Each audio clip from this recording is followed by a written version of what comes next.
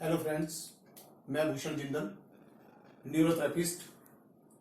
आज एक छोटा सा चैप्टर न्यूरोथेरेपी का, जिसमें हम बताएंगे आपको कि बॉडी में किसी भी प्रकार का कोई इन्फेक्शन, इन्फ्लेमेशन यदि आ जाता है तो उसको न्यूरोथेरेपी ट्रीटमेंट दे करके किस तरह से ठीक करते हैं, उसके बारे में जानकारी देनी है। मोस्टली हम देखते हैं कि जब हमारी बॉडी के अंदर यूडीएफ होता है, अनडाइजेस्टेड फूड इन स्टूल, जब हमारा भोजन डाइजेस्ट नहीं हो पाता किसी कारण से, हमारा जो डाइजेस्टिव सिस्टम है उसमें कहीं ना कहीं अवरोध पैदा हो जाए, किसी तरह से भी डाइजेस्टिव सिस्टम काम ना कर रहा हो, उस कंडीशन में हमारे शरीर से जो हम खाते हैं वो स्टूल के रूप में जब बाहर निकलता है तो उसमें अनडाइजेस्टेड फूड जब बाहर निकलता है उसको यूडीएफ बोलते हैं, अनडाइजेस्टेड फूड इन स्टूल।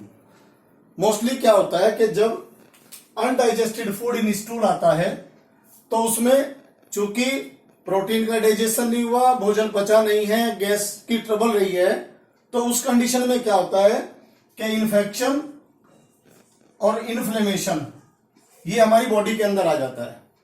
अब ये इन्फेक्शन और इन्फ्लेमेशन आगे चल करके बहुत बड़ी बीमारियों का रूप ले लेता है। उससे हम न्यूरोथेरेपी में किस प्रकार से कंट्रोल करते हैं, किस तरह से क्या उपचार दें कि हमें किसी तरह का भी इन्फेक्शन या इन्फ्लेमेशन बॉडी के अंदर जो हुआ है उसको कैसे हम दूर कर सकें, उसके बारे में जानते हैं। जब हम यूडीएफ का ट्रीटमेंट देते हैं तो उसमें एक देते हैं हम हाफ KU 20 सेकेंड। ये हम हाफ KU 20 सेकेंड जो देते हैं, इसका क्या मकसद है, आइए इस पर चर्चा करें। बॉडी में किसी प्रकार का कोई इन्फेक्शन, इन्फ्लेमेशन हो तो हाफ KU 20 सेकेंड देने से किसी भी प्रकार का इन्फेक्शन या इन्फ्लेमेशन, चाहे वो किडनी में हो, चाहे वो इंटेस्टाइन में हो, हमारे डाइजेस्टिव सिस्टम के किसी भी पार्ट में किसी तरह का इन्फेक्शन हो, लंग्स में कोई इन्फेक्शन हो, किडनी में कोई इन्फेक्शन हो, हर तरह के इन्फेक्शन, इन्फ्लेमेशन को ये दूर करता है। आइए इसके बारे में जानें कि इन्फेक्शन और इन्फ्लेमेशन को किस तरह से हाफ KU 20 सेकेंड के द्वारा हम दूर करते हैं।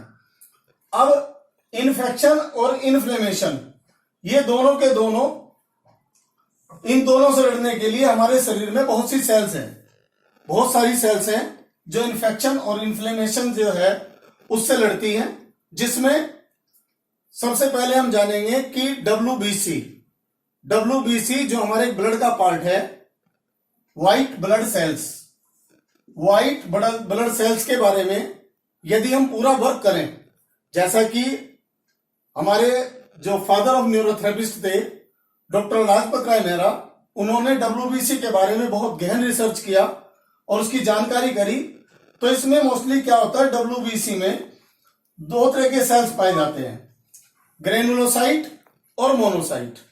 अब मोनोसाइट का क्या कार्य है, मोनोसाइट जो है उसका कार्य है कि ये जो मोनोसाइट है ये हमारे ब्लड में सबसे ज्यादा पाया जाता है। और ये कैसे काम करता है उसको समझ लीजिएगा।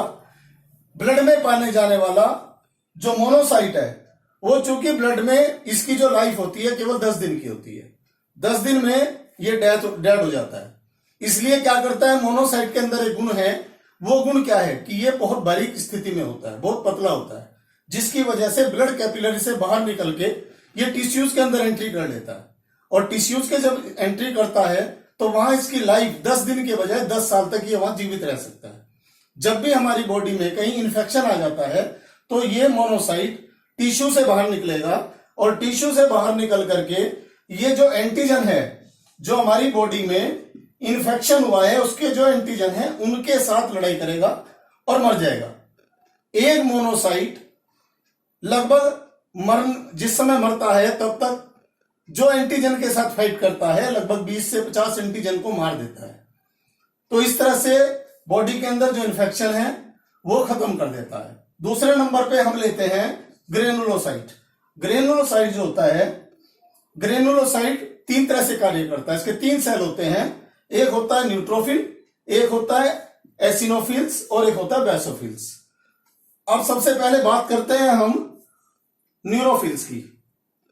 न्यूट्रोफिल्स में सबसे पहले आप जानिएगा कि न्यूट्रोफिल्स जो होता है ग्रेनुलोफाइट का सबसे ज्यादा बड़ा पार्ट होता है, सबसे ज्यादा बड़ा पार्ट होता है और ये ब्लड में सबसे ज्यादा पाया जाता है। अब इसके साथ साथ ये पावरफुल होता है, सबसे ज्यादा पावरफुल, इससे ज्यादा पावरफुल सेल कोई नहीं होता। और यहां तक कि ये ब्लड कैंसर के जो सेल होते हैं उनसे भी फाइट करने की क्षमता रखता है, उनसे भी लड़ता है और कैंसर जैसी बीमारी से भी ये निजात दे देता है। दूसरे नंबर पे आता है हमारा एसिनोफिल्स। एसिनोफिल्स जो होता है वो एक ऑक्सीजन से भरा हुआ पावरफुल सेल होता है, जिसको ओजोन्स के रूप में भी जाना जाता है। ओजोन्स मीन्स होता है कि प्योर ऑक्सीजनेटेड, ये प्योर ऑक्सीजनेटेड सेल है जो हमारे इन्फेक्शन और इन्फ्लेमेशन दोनों से फाइट करता है और दोनों से फाइट करके उसको समाप्त कर देता है। लेकिन साथ साथ सबसे बड़ी बात क्या है कि जो एसिनोफिल्स होता है ये ब्लड में ही काम करता है, टिश्यूज में एंट्री नहीं कर सकता क्योंकि इसका साइज जो होता है वो बड़ा होता है। इसी तरह से हम बात करेंगे बेसिनोफिल्स की। ये ब्लड में सबसे कम स्थिति में पाया जाता है, 0 से 1% बेसिनोफिल्स हमारे ब्लड के अंदर पाया जाता है। और 0 से 1% होते हुए भी ये हमारे न्यूरोथेरेपी में सबसे ज्यादा कारगर है। हम इन्फ्लेमेशन और इन्फेक्शन को इसी के द्वारा खत्म करते हैं। जब बॉडी में इन्फेक्शन हो जाए तो वो इन्फेक्शन जब हमारी बॉडी उससे लड़ नहीं पाती और वो काफी लंबे समय तक रह जाए तो वो इन्फेक्शन जो होगा वो धीरे धीरे इन्फ्लेमेशन में चेंज हो जाएगा। जैसे ही वो इन्फ्लेमेशन में चेंज होगा तो उस समय पे हमारे बेसोफिल्स जो है वो कार्य करना शुरू करेगा। मेन चीज क्या है, बेसोफिल कैसे काम करता है, आज उसकी चीज को समझिए आप।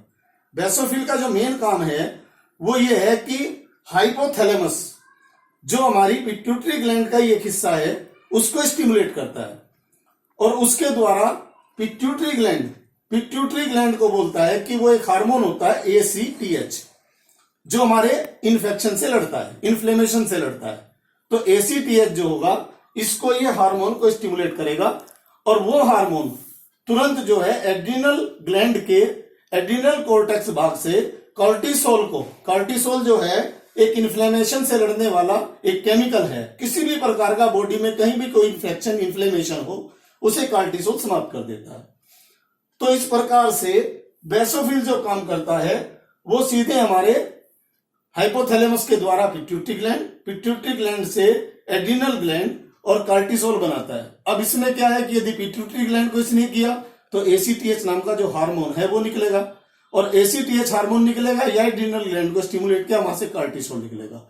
मेन चीज क्या है कि हमने हाफ KU मतलब होता है कुंडली, हाफ KU 20 सेकेंड जो हमने दिया उसके द्वारा जो बेसिनोफिल्स है, अब इसके ऊपर शरीर के ऊपर डिपेंड है कि बेसिनोफिल्स जो है चाहे वो हाइपोथैलेमस के थ्रू पिट्यूटरी ग्लैंड को स्टिमुलेट करके ACTH निकाले या उसके अलावा